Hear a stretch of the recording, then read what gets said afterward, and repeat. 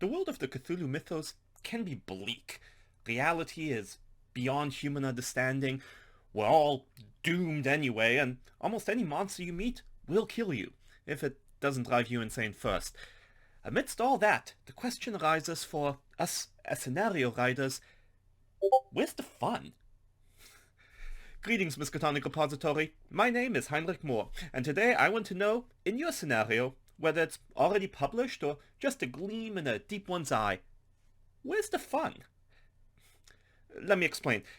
I was first confronted with this question in the course of designing board games.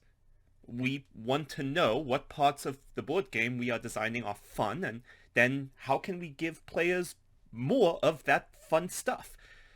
So if the fun part of a board game is rolling dice, well then players should spend most of their time doing that. Does the game have a betrayer mechanic? Well, then players best have a reason to be paranoid and suspicious of each other. RPGs like Call of Cthulhu are just another kind of game. Sure, they may be scary, suspenseful, tense, but in a horror game, being scary, suspenseful, and tense, that's part of the fun.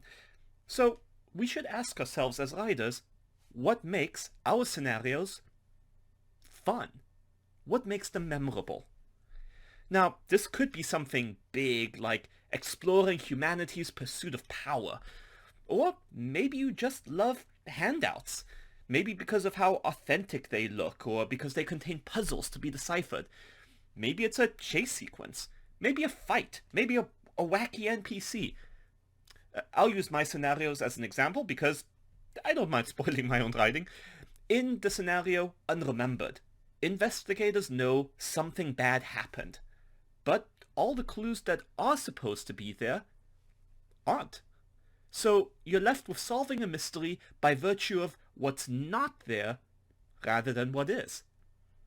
In the scenario Little Torches, players get to know the tragic motivations of cultists and realize that these may very well resemble that of the investigators themselves. The fun is in the sadness, the realization that cultists aren't monsters, they're just people. Finally, in The Great Trap, investigators may die and come back as alternate versions of themselves from parallel timelines. What if you had never married, had kids, or grown up in a universe that succumbed to a deadly epidemic? Alright, too close to home that last one. Once you know what the fun is in your scenario, you can design it to give your players more of that.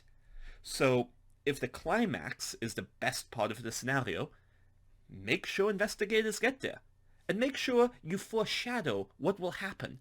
Maybe give players clues that will give them a leg up in the final confrontation, or bemoan the fact that when they had the chance, they didn't think to pick up a bag of salt, silver bullets, and a few sticks of dynamite.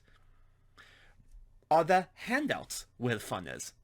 Well, make sure they are central to unraveling the mystery in the scenario.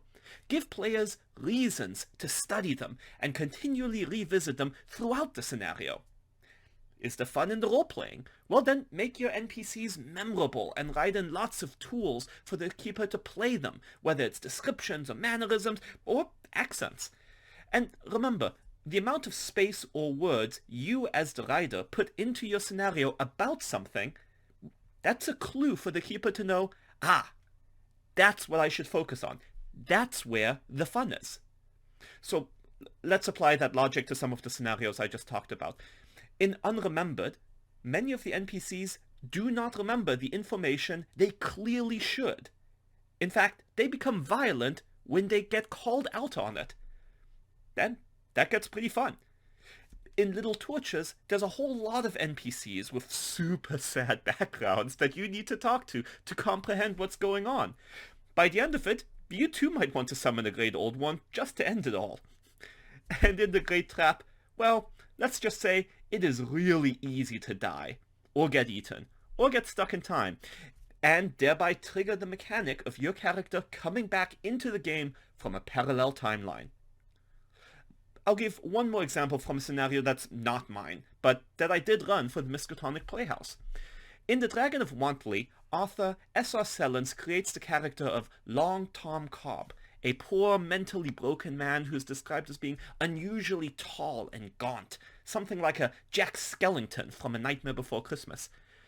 You can bet that with a description like that, I had a great time telling players how Cobb's long fingers would reach around the corner of a building until his face came into view, or how his arms would shoot out like tentacles.